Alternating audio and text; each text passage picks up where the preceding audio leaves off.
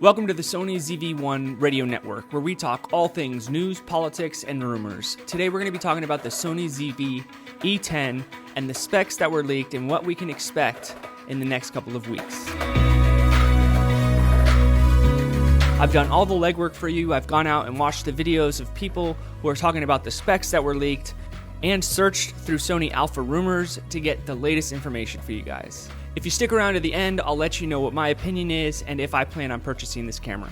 We know that the Sony ZV E10 is an extension of the ZV line, but we're not sure if it's considered the ZV-2 or it's just an APS-C camera that fits into the ZV line. If it is considered the Sony ZV-2, one of the noted improvements is that it has interchangeable lenses, so you can go out there and purchase whatever lens you want for whatever focal length you're hoping for. But with that being said, now you have to go out and purchase more lenses, unlike the Sony ZV-1, which comes with a fixed lens. There's a video on YouTube where a Sony rep is talking about the Sony ZV E10, and he mentions that it's in the same size and weight categories as the ZV-1, but that's without a lens. So if you were to put the kit lens that comes with it, now you're looking at about 35% heavier than the actual ZV-1. This might be something that you want to take into consideration if you're a vlogger, because that means you have about 35% more weight on the end of your arm trying to hold it up, and it might do a number on your shoulder. So where it's good is now we have access to all the Sony lenses. Where it's bad is that you actually have to purchase more lenses if you don't have APS-C yet, and then also it's going to be a little bit heavier.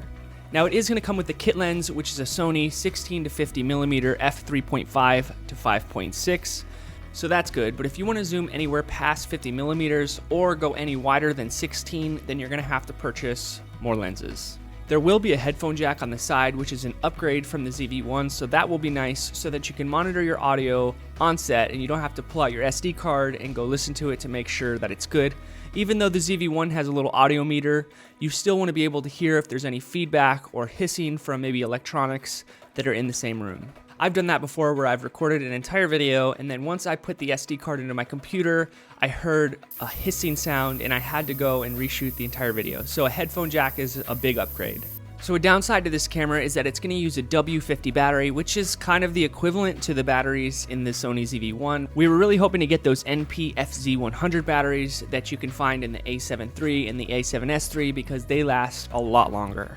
We're not going to get 4K 60 like we were hoping for. It looks like it's just going to be 4K 30, and a lot of people said that's probably due to potential overheating problems. As a side note, I've never had the Sony ZV-1 overheat on me, even when I'm shooting in 4K 24 outside. And the way that I've accomplished that is I turn the auto power off temp to high, and I make sure that the screen is open while I'm recording. An upgrade that the EV10 will have is a bigger sensor size, which means better image quality. The EV10 has an APS-C sensor with 24 megapixels, where the ZV-1 only has a 1-inch sensor and 20 megapixels. The EV10 will have a flip-out screen just like the ZV-1. It's going to be the same menu system, and it also has all of the same functionality like product showcase setting. It's going to have the same 3-channel mic on top, just like the ZV-1, so the audio won't be much different than what you get out of the ZV-1.